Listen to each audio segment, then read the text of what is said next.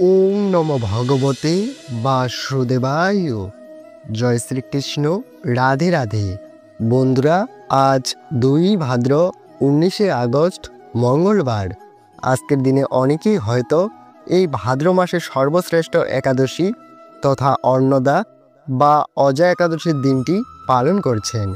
বন্ধুরা, বলা হয় যে ভাদ্র মাসের এই একাদশীটি পালন করলে অশ্বমেধ যজ্ঞের ফল পাওয়া যায় এবং সমস্ত পাপ থেকে মুক্ত হয়ে ব্যক্তি বৈকুণ্ঠ লাভ করে। বন্ধুরা, আজ এই অন্নদা তথা অজা একাদশী আপনি পালন করুন বা নাই পালন করুন, আজকের দিনে আপনি যদি এই একাদশীর ব্রত কথাটি শ্রবণ করে ভগবান শ্রীকৃষ্ণের উদ্দেশ্যে অথবা শ্রী হরির উদ্দেশ্যে একটি প্রদীপ প্রজ্বলন করতে পারেন, তাতেও এই ব্রতের পূর্ণ ফল অনেকাংশে লাভ করা যায়। এবং যারা একাদশীর ব্রত পালন করছেন তারা এই বিষয়টি নিশ্চয়ই জানেন যে একাদশীর ব্রত তখনই সম্পূর্ণ হয় যখন সেই একাদশীর ব্রত কথাটি শ্রবণ করা হয়। তাই বন্ধুরা, আজ এই অন্নদা একাদশী তথা অজা একাদশীর দিন একবারের জন্য হলেও শ্রবণ করুন এই একাদশীর ব্রত কথাটি। আশা করি এই ব্রত কথাটি শ্রবণ করে আপনাদের ভালো লাগবে। তাই সম্পূর্ণ মনোযোগ সহকারে আজকের দিনের একটি বারের জন্যও হলেও এই অন্নদা তথা অজা একাদশীর ব্রত কথাটি শ্রবণ করুন।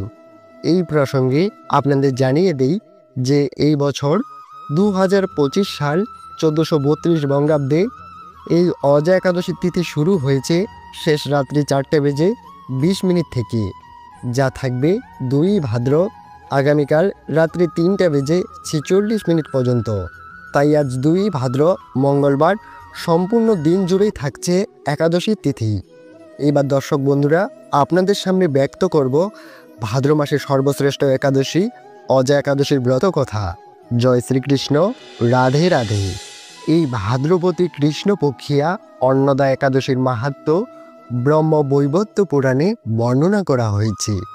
মহারাজ যুধিষ্ঠির বলিলেন, হে কৃষ্ণ, ভাদ্র মাসের কৃষ্ণপক্ষের একাদশীর কী নাম তাহা শুনতে আমি অত্যন্ত আগ্রহী। ভগবান শ্রীকৃষ্ণ বলিলেন, হে রাজন, আমি সবিস্তারে এই একাদশীর কথা বর্ণনা করছি, আপনি একজ্ঞ চিত্রে তা শ্রবণ করুন। ভাদ্র মাসের কৃষ্ণপক্ষের একাদশীর নাম অন্নদা। এই তিথি সর্বপাপ বিনাশনে যিনি শ্রী হরির আর্চনে এই ব্রত পালন করেন তিনি সর্বপাপ থেকে মুক্ত হন। এমনকি এই ব্রতের নাম শ্রবণে রাশি রাশি পাপ বিদলিত হয়ে যায়। এই ব্রত প্রসঙ্গে একটি পৌরাণিক ঘটনাও রয়েছে। ভগবান শ্রীকৃষ্ণ কহিলেন, প্রাচীনকালে হরিশ্চন্দ্র নামে এক নিষ্ঠাপরায়ণ সত্যবাদী চন্দ্রবর্তী রাজা ছিলেন। পূর্ব কর্মফল ও প্রতিজ্ঞার সত্যতা রক্ষায় তিনি রাজ্যভ্রষ্ট হন। অবস্থা এমন হইল যে তিনি নিজের পুত্র ও অবশেষে নিজেকে পর্যন্ত বিক্রি করতে বাধ্য হইলেন। হে রাজেন্দ্র, এই পুণ্যবান রাজা চণ্ডালের দাসত্ব স্বীকার করিয়াও সত্য রক্ষার্থে দৃঢ়নিষ্ঠা প্রদর্শন করিয়াছিলেন। তিনি শ্মশানে মৃত ব্যক্তির বস্ত্র কর রূপে গ্রহণ করতেন। এইভাবে বহু বছর কাটিয়া গেল। দুঃখ সাগরে নিমজ্জিত হইয়া কি করি, কোথায় যাই, কিভাবে এই দুর্দশা থেকে উদ্ধার পাই, এই চিন্তায় দিন রাত্রি তিনি বিভোর হইলেন। এমন সময় দৈব কর্মের পর দুঃখী গৌতমী ঋষি রাজার সম্মুখে আসিয়া উপস্থিত হইলেন। রাজা মুনিবরকে ভক্তি সহকারে প্রণাম করিয়া করিলেন করজোড়ে। তার সম্মুখে দাঁড়াইয়া একে একে নিজের সমস্ত কথা জানালেন। রাজা দুঃখের কথা শুনিয়া মুনিবর বিস্ময়পূর্ণ হইলেন। অত্যন্ত ব্যথিত হইয়া তিনি বললেন, হে রাজন, ভাদ্র মাসের কৃষ্ণপক্ষের একাদশী অন্নদা নামে জগতে প্রসিদ্ধ। আপনি এই ব্রত পালন করুন। এই ব্রতের প্রভাবে আপনার সমস্ত পাপ বিনষ্ট হবে। আপনার ভাগ্যবশত আগামী 7 দিন পর এই তিথির আবির্ভাব হইবে। এই দিন উপবাস থাকিয়া রাত্রি জাগরণ করিবেন। এই ব্রত পালনে আপনার সমস্ত পাপ ক্ষয় হবে। হে রাজন, আপনার পূর্ণ প্রভাবে আমি এখানে আসিয়াছি, জানিবেন। এ কথা বলিয়া গৌতম মুনি অন্তঃস্থ হইলেন। ঋষিবরের উপদেশ মতো তিনি শ্রদ্ধা সহকারে এই ব্রত পালন করিলেন। তার ফলে তাহার সমস্ত পাপ দূর হইল। হে মহারাজ, এই ব্রতের প্রভাব শ্রবণ করুন। যথাবিধি এই ব্রত পালনে বহু বছরের দুঃখ ভোগের অবসান হয়। ব্রতের প্রভাবে রাজা হরিশ্চন্দ্রের সকল দুঃখ সমাপ্ত হইল। পুনরায় তিনি স্ত্রীকে ফিরে পাইলেন এবং তাহার মৃত পুত্র জীবিত হইল। আকাশ থেকে দেবগণ নিত্যবাদ্য ও পুষ্প বর্ষণ করতে লাগলেন। নিকণ্ঠ রাজ্যসুখ ভোগ করিয়া অবশেষে আত্মীয় স্বজন ও নগরবাসী সহ স্বর্গে রাজা গমন করিলেন। যে মানুষ নিষ্ঠা সহকারে এই ব্রত পালন করিয়া থাকেন, তিনি শ্রী হরির চরণে ভক্তি লাভ করিয়া অবশেষে দৈবধামে গমন করিয়া থাকেন। এই ব্রতের মাহাত্ম্য পাঠ এবং শ্রবণে অশ্বমেধ যজ্ঞের ফল লাভ হইয়া থাকে। ভগবান শ্রীকৃষ্ণ এই সমস্ত কথা বলিয়া অবশেষে থামিলেন। আশা করি দর্শক বন্ধুরা এই ব্রত কথাটি শ্রবণ করে আপনাদের ভালো লেগেছে। শ্রোতা বন্ধুরা, এবারে আমরা জেনে নেব অজা তথা অন্নদা একাদশীর মাহাত্ম্য এবং পরের দিনের মন্ত্রসহ পারণ ক্রিয়া সম্পর্কে। ব্রত শুরু করার পূর্বে শ্রী হরিকে স্মরণ করে প্রার্থনা করবেন, হে শ্রীকৃষ্ণ, আজ যেন এই মঙ্গলময় পবিত্র একাদশী সুন্দরভাবে পালন করতে পারি। আপনি আমাকে কৃপা করুন। ভগবান শ্রীকৃষ্ণের সম্মুখে অবশ্যই সংকল্প মন্ত্রটি পাঠ করে সংকল্প নিতে হয়। সংকল্প মন্ত্রটি হল একাদশী নিরাহার স্থিত অপরিহানি পুণ্ডরিকাক্ষ শরণাঞ্চিত। এই মন্ত্রটি 3 বার উচ্চারণ করতে হয়, যার অর্থ, হে পুণ্ডরিকাক্ষ, হে অর্চিত, একাদশী দিন উপবাস থেকে এই ব্রত পালনের উদ্দেশ্যে আমি আপনার শরণাপন্ন হচ্ছি।